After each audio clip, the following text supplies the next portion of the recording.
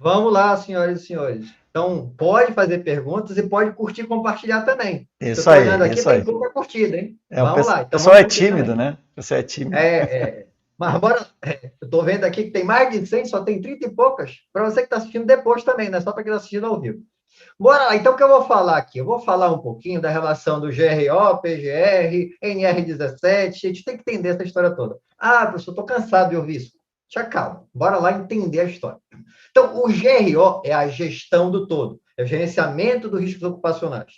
Dentro do GRO, que é a gestão do todo, e do todo eu falo análise de acidente, eu falo a parte do PAI, do Plano de Atendimento à Emergência, eu falo da parte do controle de saúde ocupacional, e eu falo do PGR. O PGR é um programa dentro de vários outros possíveis dentro do GRO. O PGR, o Programa de Gerenciamento de Riscos, vai cuidar do quê? Dos riscos físicos, químicos, biológicos, ergonômicos e acidente ou mecânicos. Tá. Se a gente pegar lá a estrutura lá da NR1, como é que começa a estrutura? Já começa direto no inventário? Não. Começa pela análise preliminar. Percebe que a estrutura é bem parecida com a NR17. A gente começa com uma análise preliminar, aí já identifica, já verifica ali alguns itens, porque se a gente faz uma boa análise preliminar, não precisa entrar no inventário. Assim também, se eu faço uma boa avaliação ergonômica preliminar, eu não preciso de uma ET, porque muita coisa eu já vou matando na preliminar. Essa é a ideia. Tá, então, fiz a análise preliminar, estou pensando lá na NR1. Vou fazer o que agora? Identificar os perigos. Vou identificar o perigo com base no quê? Com base na legislação, seria igual na NR17, a própria NR17, com base no teu conhecimento técnico, porque tem coisa que não está na lei, mas tu sabe que é importante. A mesma coisa, a NR17 não é completa. Sempre vai faltar itens, coisa e tal. Então, tem o teu conhecimento técnico para complementar. E o terceiro, que é importantíssimo, é conversar com o tal do trabalhador, né? Só o trabalhador sabe o que acontece 100% no posto-trabalho. Ah, professor, mas eu tenho informação na área. Não interessa, meu filho. Tu depende dessa informação. Só ele sabe que sexta-feira, de lua cheia, é que tem a manutenção na máquina. Só ele sabe disso. Você não vai saber desses detalhes, desses nuances que tem lá. Então, sempre o complemento, seja para NR1, seja para NR17, é conversar com o trabalhador. Isso está até escrito na NR17. Se você pegar lá o item 1738, vai estar escrito que a organização deve garantir que os empregados sejam ouvidos durante o processo de avaliação ergonômica preliminar e na AET. Então, não é que eu quero, é obrigação, é deve, tá? Você tem que consultar o trabalhador. Tá bom, então identificamos os perigos, já sabemos quais são as broncas. O que eu tenho que fazer agora? Avaliar os riscos. Para saber aqueles mais críticos dos menos críticos. Se a gente for resumir a NR1, é basicamente isso. Na verdade, qualquer processo é basicamente isso. O que eu vou fazer? Vou identificar as broncas e depois eu vou avaliar os mais críticos e os menos críticos, para aqueles que são mais críticos resolver primeiro. NR17 é a mesma coisa, a ideia é a mesma. Tá? A gente vai priorizar os mais críticos. Só que tem um detalhe extremamente importante. Quanto melhor essa nossa identificação do perigo e a nossa avaliação dos riscos, mais fácil fica para o chefe tomar uma decisão. Porque quem toma a decisão, não te ilude, não é você. A gente não comanda a verba. Quem toma a decisão é o chefe, é a alta direção. Tá? Então, tem alguns chefes aí escutando, tudo bem. Então, você toma a decisão. Mas a maioria aqui é que nem eu, somos orelhas. Então, a gente tem que pedir lá, por favor, chefe. Lógico, a gente vai tentar argumentar, vai mostrar tecnicamente, vai mostrar financeiramente, vai mostrar por meio de um projeto, mas a gente vai ter que pedir autorização para fazer esse investimento. Tomar uma decisão, aí o chefe vai tomar, na verdade, a decisão. Isso tudo vai ter lá na NR1 o inventário, tá? O inventário de risco e o plano de ação. Quando a gente chega na NR17, eu só queria alinhar essa informação. Eu vou lá para o item 1735 da NR17, que ele fala que deve integrar o inventário de risco do PGR. Ó, já estou falando da NR17 agora, tá? Deve integrar o quê? Justamente a avaliação ergonômica preliminar e a identificação do perigo e a avaliação do risco, conforme indicado pela ET. Então, percebe que eu vou ter que linkar a NR17 com a NR1, mas tem um detalhe também extremamente importante. Professor, eu não consigo fazer uma avaliação ergonômica, uma ET, uma EP, não interessa, naquele tal daquele inventário. Inventário só tem lá gravidade, probabilidade. AEP talvez eu consiga, mas uma análise ergonômica completa é difícil naquele formato. Ok, eu não disse que você tem que usar aquele formato. O que você tem que fazer? Você vai fazer a sua ET, tá? Detalhada, contrato Bruno, contrato Alisson. Aí vamos lá fazer o levantamento 100%. E aí você vai indicar no seu inventário que tem essa avaliação ergonômica, tá? Porque o que interessa é que você demonstre a gestão. E caso a sua empresa seja de maior porte, que até o Alisson sempre fala isso, é bom ter um programa, na verdade. Então, a tua empresa é uma empresa grande, ou até uma empresa bem estruturadinha, pode ser um pouquinho menor, mas bem estruturada, ela tem um programa, você não precisa nem colocar no inventário, mas está dito, você acabou de falar. Bora ler lá, então, na NR1, que está escrito. Lá no item, olha lá, anota aí, 15313. O PGR deve contemplar ou está integrado com planos, programas e outros documentos previstos. Então, percebe que nessa hora que ele fala programa, ele deixa uma brecha. Eu tenho um programa de ergonomia, que é muito mais interessante do que ter uma linha no inventário. Então, tenho todo um programa com fisioterapeuta, com psicólogo, com todo mundo num CERMIT robusto, e aí eu vou pegar isso e vou resumir para jogar no inventário? Não, eu indico no inventário a existência e faço a minha gestão à parte, muito mais robusta e muito mais interessante. Então, percebe que essa relação com o PGR, não pensa no PGR, no inventário, como sendo uma coisa que vai te aprisionar na ergonomia, que você tem que se adequar àquele formatinho. Não, não é isso, tá? Você está ali, o inventário é justamente para você fazer a gestão, e aí você pode referenciar um programa, uma análise daquele posto que você está analisando, ou dizer, olha, a gente não tem aqui no inventário, a gente tem um programa mesmo que faz tudo à parte. E o fiscal que vai lá não vai achar ruim, não. Pô, tu faz mais, né? Faz muito mais do que eu estou pedindo, do que a norma está pedindo.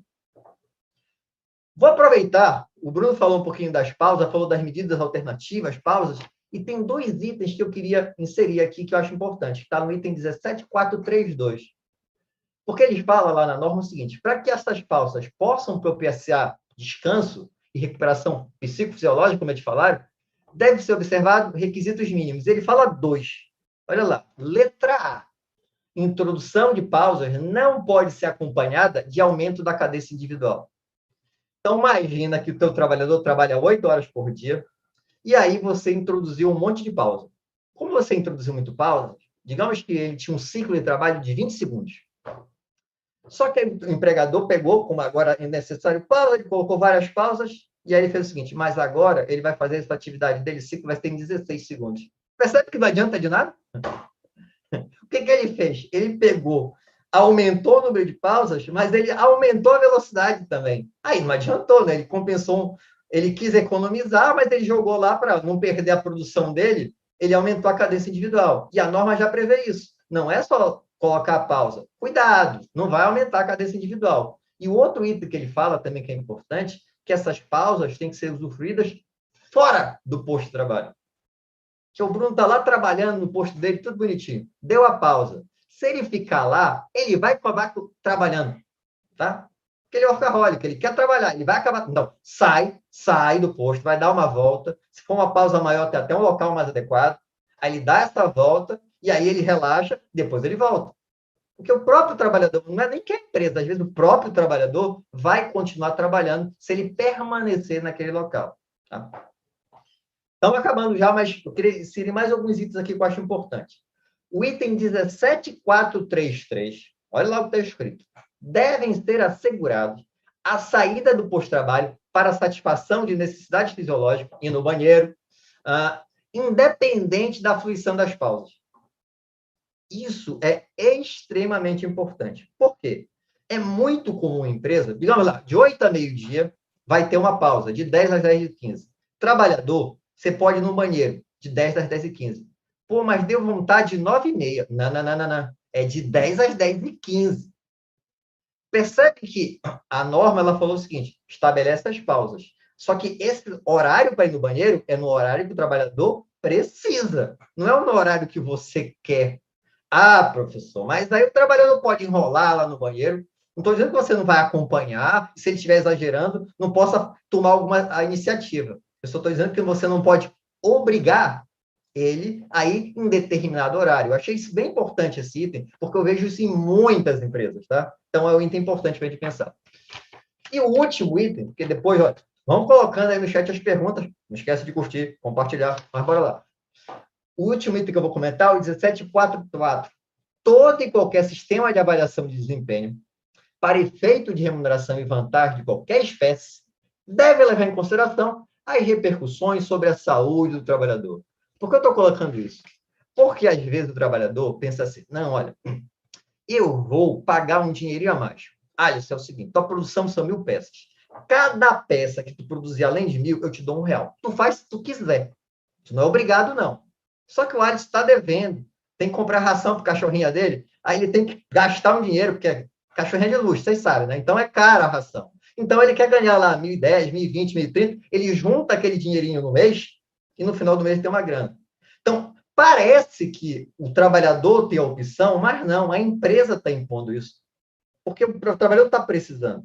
Então, a norma falou, olha, não faça isso não. Você não pode estimular essa produção além do que você já tinha previsto normal. Isso é extremamente importante também. E esses itens são interessantes para a gente pensar, para a gente utilizar. Olha, é um item legal, tem esse item legal, empresa. Não estou dizendo que ela vai seguir, mas você tem argumentos legais para poder defender o trabalhador, que é o nosso objetivo.